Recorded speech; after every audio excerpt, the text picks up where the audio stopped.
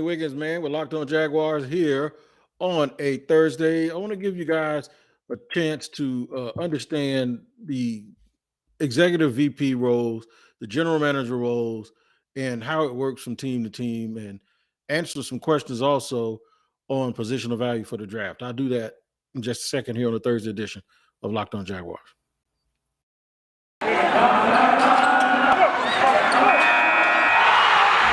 You are Locked On Jags, your daily Jacksonville Jaguars podcast. Part of the Locked On Podcast Network. Your team every day.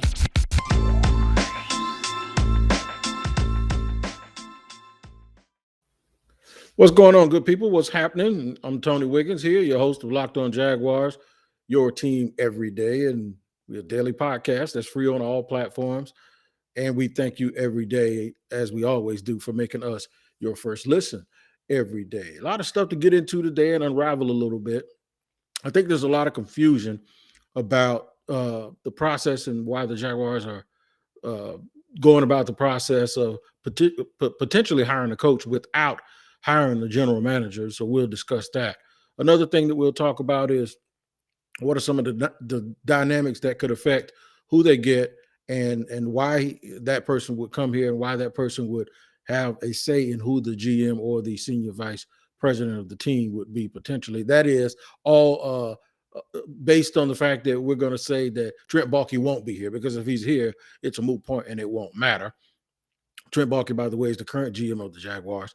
The other thing I want to do is a lot of talk going back and forth about positional value and what do you take. There's a lot of right nowism that affects the opinions that people have about who could be the potential folks that are getting drafted or signed in free agency, when this team is too bad to really have a cherry picking mindset. So we'll talk about and discuss that too as we move forward. But the current state of the Jaguars, they play the Colts this week. There's rumors that there'll be clown outfits throughout the entire stadium. A lot of national folks talking about it. Of course, a lot of local people talking about it as well. Shout out to my man Dilla too, because before anybody wants to try to give him some heat, he's also the same guy that helped raise a lot of money for charity too. So we have to understand that people will be fans the way they want to be fans, and you can't stop them from doing that. But make sure that you don't misunderstand what Dilla's trying to do. Dilla is just trying to relay the message that everyone's frustrated, and so we don't want that to get lost. But also understand that he's the same good guy that did some good things early this year for Jaguar Nation. So if I'm a part of management, or if I'm anyone in that building or in that facility right now, I'm actually, whether or not you agree with the methodology of anything, I would be really, really happy that we have fans that care, fans and a fan base that actually does care. Because remember one of the things that Jason Kelsey said? He said they lose and nobody cares. And we all disagree with that. Jaguar fans do care. And now you see exactly how much, in case you didn't know, you see exactly how much those fans really, really do care. Now, what is it that they care so much about? They want the best for this organization. And I do believe that Jaguar fans realize that with Trevor Lawrence, there's a golden opportunity to have something nice, something sustainable. And right now, they believe that by retaining Trent Baalke or anyone else who is associated with the front office on the operation side of football is a big mistake.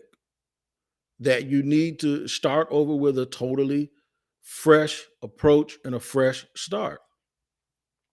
And independent of that, if you even take that aspect of it out, I think they're just looking at Trent Baalke's record and they're saying, this ain't the move. And they're looking at just this past offseason saying this ain't the move. And then they're listening to people from around the National Football League when you talk about someone the way folks talk about Trent Baalke from a professional point of view, and they're saying once again, this ain't the move. It's like they're saying, come on, Shad, we're trying to wake you up. You know, we're trying to wake you up. It's like Shad's that dude in the back seat. He has to go to work and he keeps falling asleep, and you're like, hey, get up, get up, get up, get up. Chew some gum. Don't let them know you've been in the club all night. Come on. It's stuff we used to do in the military. It's like, come on, man, you got to get yourself together.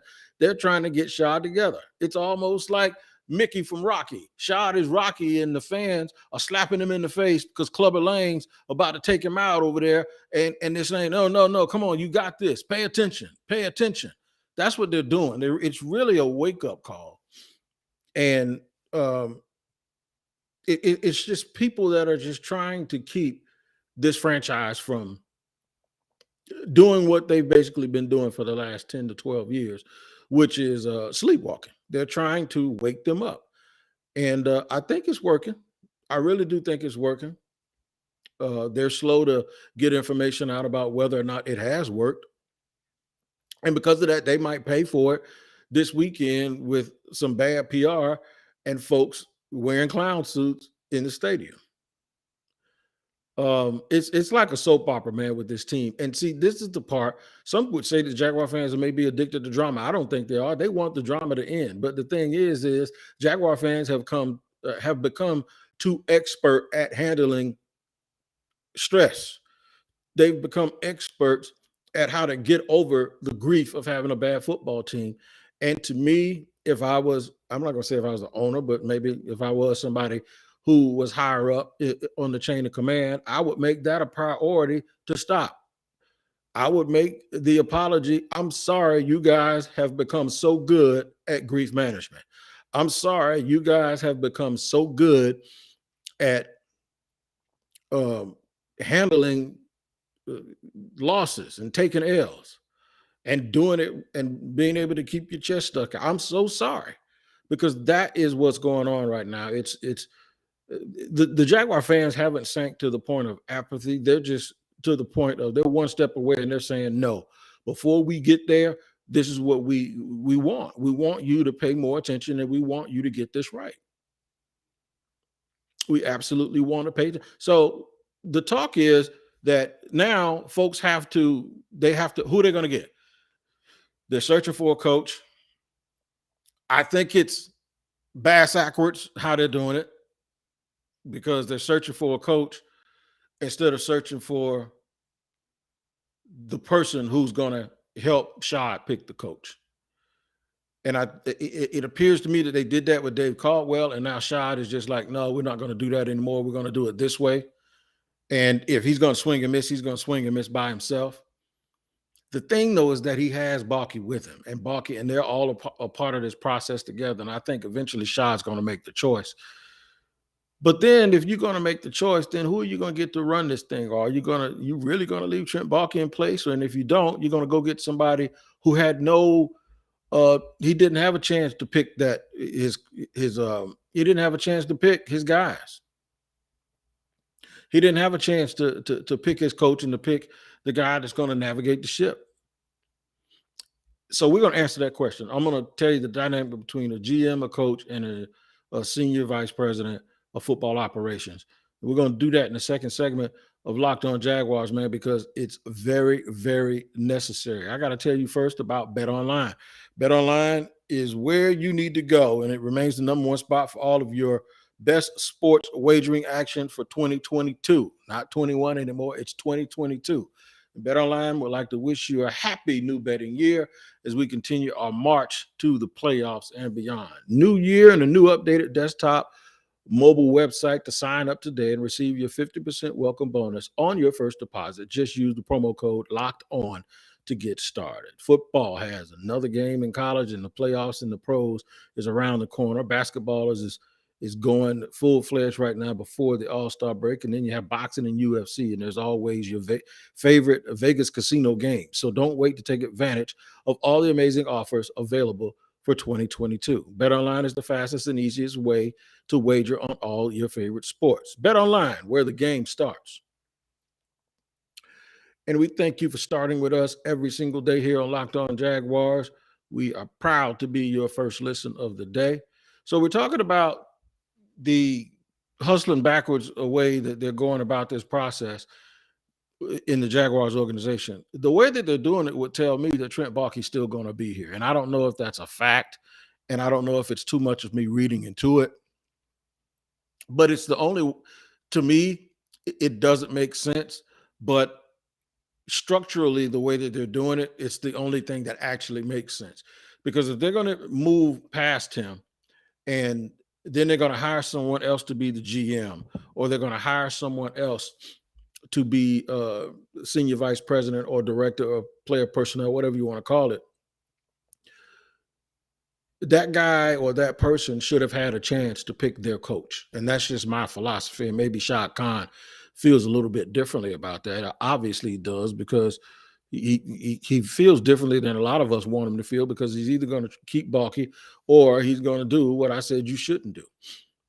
There's some people that think that it doesn't matter who is in charge as long as the person sets the course. So when you have a CEO type coach like Urban Meyer, that he was supposed to be, a guy that's run a huge college program, a guy who understands how to manage people and communicates very well with folks and knows exactly what he wants.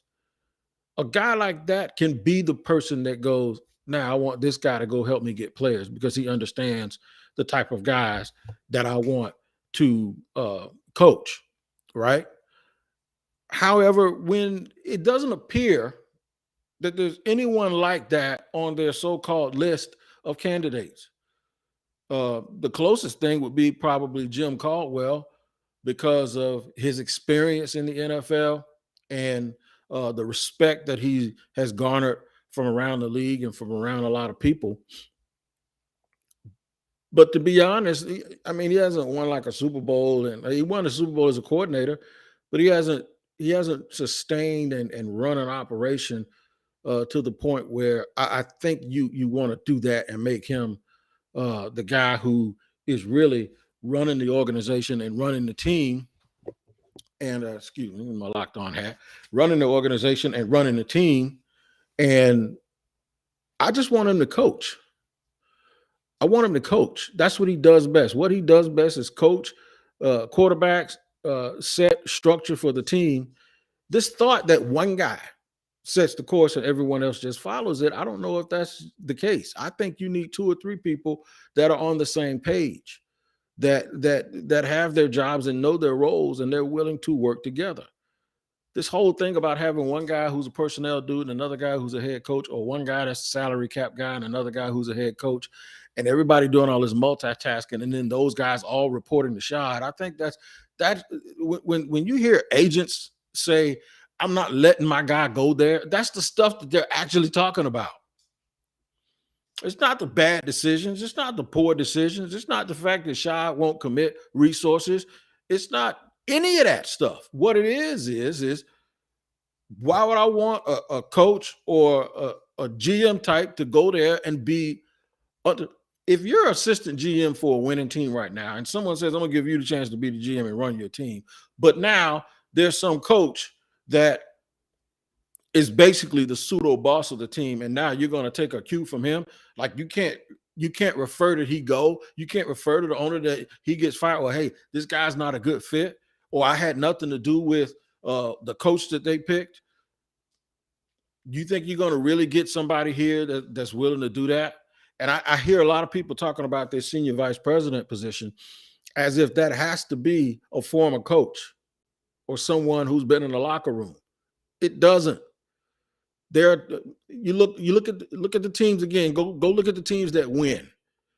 Go look at the teams that win, and tell me when the guy who's running that side of the house, how many of those teams actually have a guy who's running that side of the house that either wore pads before or is a guy who had a whistle around his neck. See, that you got to watch yourself and make sure you ain't falling in the Urban category, because that's one of his problems. One of his problems is he only respected people that played and coached. Most of the people that do this in the NFL, they are from the scouting world. They're from the scouting world. And they know, they have relationships. They have relationships with coaches, college coaches. They know every single thing about every program and every player that there is in college ball. And then they have experience with the pros. You know why? It's because that's where they work. Guys that come from the pro side don't have that most of the time. And I've explained that before. So this thought that the senior VP or whatever they call him has to be a guy who's coached before a play is taking on a life of his own. And I don't really know where it comes from. To me, they're doing it backwards. And the very thing that whoever that anonymous agent told CBS about, that's exactly what that dude's talking about. Why are they picking a coach? And unless they have picked the GM, unless what Shad said is what he meant, that Balky's going to be the GM and Balky's going to help him pick the coach. And if that's the case, all of this stuff we're talking about might be a moot point, because I don't trust Trent Balky to be drafting folks, and I don't trust him in the free agency. I just absolutely don't. And maybe he knows something that we don't, to the point where maybe he knows a lot of more of these agents and he's friends with some of them, and some of them, maybe he's gotten phone calls from guys saying, man, don't listen to that. If I got a client, he wants to come there, he's going to come there. So I don't know. I don't know what he's telling Shad or what he believes. And I have no clue. But the bottom line is from simply looking at this from a structural standpoint, I think that they're boggling it all over again, and they could get a good coach. But we're not trying to, and I know Jaguar fans have gotten to the point where they'll just settle. They say, man, give us a guy that can win us 8 games. I get you, and I feel you. Trust me. But that ain't it either. That's not what you ultimately want with a guy like Trevor Lawrence. You actually have the chance to shoot for the moon here. You don't have to settle for mediocrity. You don't. That's the part that scares me, when Jag fans are literally ready to say, just make us 8-8 every year, man, and we'll be fine. Because I think some people believe that it's about those baby steps, and it's a natural progression to go from 8-8 to, or 8-9 to 9-8, and then to 10-7, and then to 12-5, and not necessarily. And if you think, okay, well, then if we get there and that dude can't get us past that, then we'll change up again. Well, it's Jack Del Rio. That's what that is. And nobody who's taking his job is it should be thinking about going 8-8 just because y'all got a hangover. The fans and whoever takes this job, I hope your expectations line up, because the dude that takes the job, he ain't going to even be worried about what happened here last year, not to mention for the last 12 years. All right, man. So here's what we're going to do. Final segment. We're going to go over some of the candidates and go over some of the things that I believe that those candidates should do, especially when it comes to personnel, whether it be the draft or free agency. And I'm going to tell you why it's just really, really simple to me. And I think there are a lot of folks that are kind of overcomplicating it a little bit. And I'll discuss that in the third and final segment here on Locked On Jaguars. Hey, Jags fans, this is Tony Wiggins with an incredible app everyone who buys gas needs to know about. It's called Get Upside. My listeners are making up to 25 cents for every gallon of gas every time they fill up. Just download the Get Upside app in the App Store or Google Play right now. Use promo code TOUCHDOWN and get a bonus 25 cents per gallon on your first fill up. That's up to 50 cents cash back. Don't pay full price at the pump anymore. Get cash back using Get Upside. Just download the app for free and use the promo code TOUCHDOWN to get up to 50 cents per gallon cash back on your first tank. Some people who drive a lot are making as much as $200 or $300 a month in cash back, and there's no cash. There's no catch. There is cash. There's no catch. I'm not taking that out because, see, I corrected myself, right? So here's what you do. The cash back gets added right to your account, and you can cash out anytime to your bank account, PayPal, or e-gift card for Amazon or other brands. Just download the free Get Upside app and use the promo code TOUCHDOWN. Once again, the promo code is TOUCHDOWN. And for that first fill up, you're going to get up to 50 cents a gallon cash back on your first tank. It's Get Upside, App Store or Google Play. All right, so my dog is in here licking water, and she sounds like a lion licking water by the lake. So if you hear this noise, that's my dog licking, and I keep throwing stuff at her, telling her to stop, but she won't do it. But I thank you for making us your first listen. Anyway, I'm not throwing it. It's not animal cruelty now. When I say throwing stuff, I mean like her little toy, and I'm saying, hey, trying to get her attention. I'm not throwing stuff at my 11-year-old Shih Tzu. Listen, when I say I think folks are sort of overcomplicating the approach to adding players to this team, we're gonna go ahead and assume they are going to lose to the Colts, and they're going to finish this year 2-15. That would make them 3 and 30 in the last 2 years, right? 3-30. We ain't gonna even mention nothing before that. Let's just go 3-30 the last 2 years. That means you're pretty bad. You're gonna end up with the number 1 draft pick again. Outside of the quarterback position, because this is not baseball where you can get 2 ace pitchers. You get an ace this year, ace next year, you get another ace in the draft. Then you take another. No, you can't do that. With quarterback, you have to commit to one guy, and that guy has to be he has to be the guy that's going to take the snaps. He's going to be the face of the franchise. And in this case, he's also been the press secretary, it seems like, for a troubled team. So outside of the quarterback position, you are not in a position after winning just 3 games in 2 years to sit here and go, we need a wide receiver. You're just not. You're not in a position to do it unless you think that wide receiver is the best player in the draft. Because I know what everybody's sitting here thinking. Look at Justin Jefferson. Yeah, look where he was picked. A whole bunch of people messed up, and you can guarantee a whole bunch of people are going to screw up again this year, right? And then folks go, look at Jamar Chase. Yeah, and I thought Jamar Chase was the best player in the draft. I probably would have taken the number 1 or traded down to number 3 and taken Jamar Chase. Hell yeah, I probably would have done it. Of course, that was non-quarterback. I'm on record as saying for a non-quarterback, he's the best non-quarterback in the draft. Now, I had people wanted to argue me that Devontae Smith or Waddle were better, and I told them they weren't.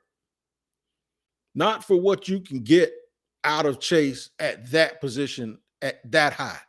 There's no way. He was all world. It was over with. I mean, he's like, as soon as he get off the bus, he's better than everybody else. If you think Jameson Williams is good, he ain't getting that same smoke from people that the Hutchinson kid got for disappearing in the game. He was lined up across from a number 1 corner who's 6'3", and they couldn't find him all day. He was on a milk carton, but nobody's talking about that. It's because they've been sitting there all year talking about how great he was, not realizing that, okay, yeah, he's a good player. He came from Ohio State. Oh, Ohio State was stupid for not playing him. Yeah, and then they have 2 guys who opted out, and then the other guy that was in front of him catches 15 balls for 356 yards, and everybody acts like Brian Hartline didn't know what he was doing. By the way, they had all 4 of them the year before in the championship game against Alabama catching the ball from Justin Fields, and they got smoked. But it's more to scouting than watching one game, and it's more when your team is bad and you're picking first. If it's a non-quarterback, and this year it's a non-quarterback, you have to look at your scouts and say, who's the best player in this draft, and take him. When you go into free agency, who are the best players within reason that will come here? Because those are guys that have to make a choice. In the draft, it's not that way. When you pick number 1, you take who the best player is, and that is not going to be based on the position he plays.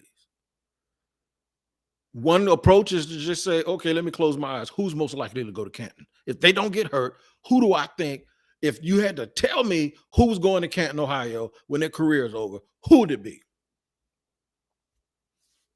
That's how you make the choice. And you make that choice until you get in a position to where you now can start thinking about it and moving around. I moved down a little bit.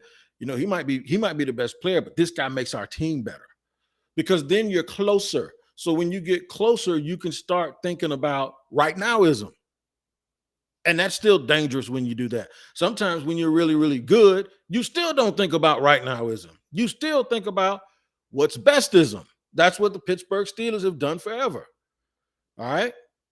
That's what they've always done. The Patriots kind of like do that. When you're good, you don't need that dude to be coming in here. If he can play, right? But you don't really need these dudes to come in here and turn the world upside down. I just need you to learn how to be a pro. And in 2 or 3 years, you're going to be sitting right here and you're going to be playing. And that's what we're going to get. That's what we're going to do. It's almost funny how they say when older people get old, they act more like they did when they were born. Like they really can't take care of themselves and they can barely walk and they need somebody to tend to them. It's funny how sometimes really, really good football teams and really, really bad football teams really need to be doing the same thing. Just take the best dudes you can take. We're good everywhere. If you're real good, oh, he's here, take him. Baltimore Ravens, take Lamar Jackson. Just take him. Who's the best player on the board? Take him. Right? To me, that's what it's like. It's like the elderly person and the infant. The Jaguars are infant. They need to be doing the same thing that those teams are doing. You only start playing with that stuff and trading picks for next year. I remember the Saints traded a first-round pick to be able to move up this year's and next year's to move up and take that Davenport kid. They can do that because they were close. They had a need. And you know what they said? Whoever we getting back here ain't going to be. And now, guess what? They got a dude on the other side of Cam Jordan. That's the truth. Certain teams can do that kind of stuff. When you're the Jaguars, there's only one other thing you can do other than taking the absolute best player you can. And that's moving backwards and getting a plethora of picks. And then when you get up to the plate, still take the best player on the board. That's just it. This is now, because of the last 2 years, this isn't your third year of a rebuild. And this is the problem with that team. This was supposed to be their third year of a rebuild when they can start finagling and start really putting the pieces of their team together, looking at what they don't have. Right now, outside of quarterback, they're missing everything. And that's the problem, that they're not supposed to be at that position right now. They're not supposed to be in this position. Yeah, they're supposed to be able to do what y'all say, you know what, move back, then we don't need nothing, and then just get this guy to get that. Now, it's a whole nother thing, and this is the thing that I don't think exists because I don't trust Trent Baalke. There may be a thing where he goes, like, I'm going to just use an example. You know, we can really move back. I got a gut feeling that this guard at Texas A&M, Kenyon Green, is very, very good. And it's going to have a bigger impact. And I got a gut feeling that Nakobe Dean is just, there's no one else like him in the draft. And he just looks and reminds me of a few guys in this league that there's only a handful of guys that have a dude like that manning their defense on the second level.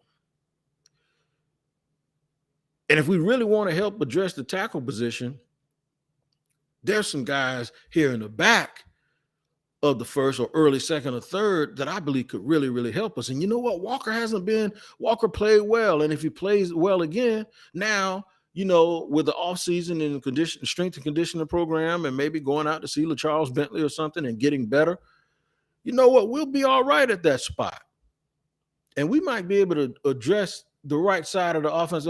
See, we get in free agency. You guys ain't gonna know what could happen. If they draft, if they sign Laken Tomlinson or one of those guards or Brandon Scherf, and then they're able to also address the right tackle position with a veteran who can play, a guy who's showed that he's pretty good, and then you can start saying, okay, here's what we're gonna do. I want that guy, but no one else is gonna take that guy at number one. But that's who I want. I want him, and him. I want some combination of Kenyon Green, Nakobe Dean, and either one of those receivers, Williamson, the two Ohio State guys, or Dotson. That's it. If I can get 3 guys in the top 30, That's what I'm going to do. So that would require a trade back one spot with Detroit or two spots, because I think Detroit might end up with the third pick instead of the second pick. And they want Hutchinson.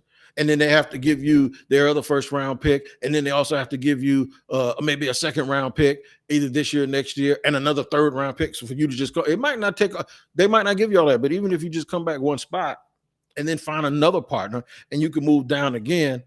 Now, as long as you are targeting certain guys that you think are good, that other people won't value that high, and it's a risk and it's a game you have to play, now you might be on to something. That's my spill. That's my spill for it. That's what you have to do. What else you have to do is, the other thing is, look at the find and like and subscribe to the Locked On Bets podcast. I told you about Bet Online earlier. Before you do that, there's a lot of moving parts. Things are fluid, as people say these days.